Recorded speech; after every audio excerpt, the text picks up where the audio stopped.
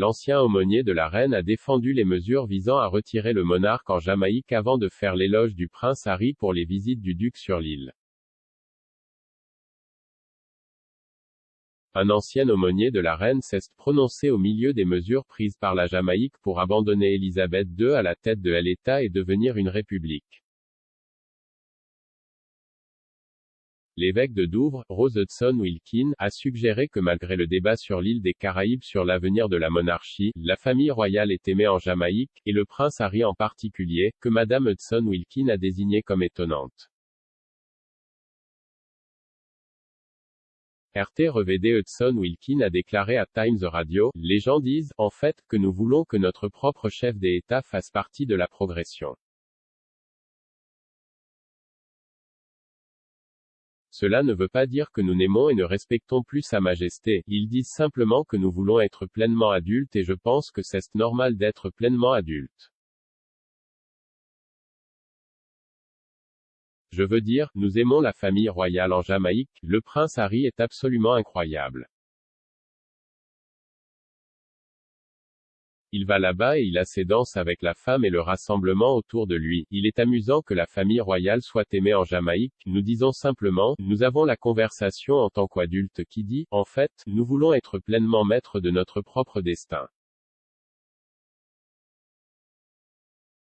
Plus tôt cette année, la famille royale a été critiquée en Jamaïque pour un manque d'intérêt perçu pour le pays des Caraïbes.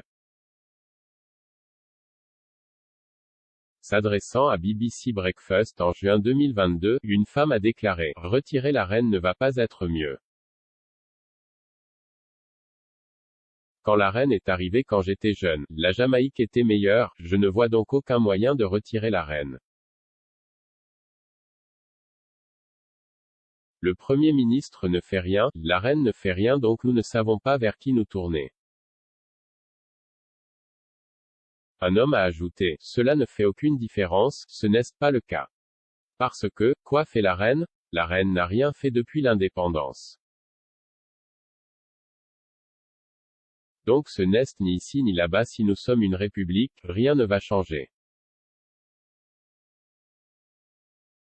Tandis qu'un autre homme insiste sur le fait qu'il est temps pour le pays de tourner la page. Nous sommes maintenant dans notre 60e année d'indépendance. Nous devons passer à autre chose. Le ministère jamaïcain des Affaires juridiques et constitutionnelles, Marlène Malaufort, a déclaré à l'époque que le processus de renvoi se déroulerait par étapes avant les élections de 2025 sur l'île. Madame Malaufort a déclaré, l'objectif est de produire finalement une nouvelle constitution de la Jamaïque, promulguée par le Parlement de la Jamaïque, pour, entre autres, établir la République de la Jamaïque en tant que république parlementaire, remplaçant la monarchie constitutionnelle et affirmant notre autodétermination. Et patrimoine culturel, je suis heureux d'informer cette honorable chambre que le travail pour atteindre cet objectif, tout en se faisant par étapes, a officiellement commencé.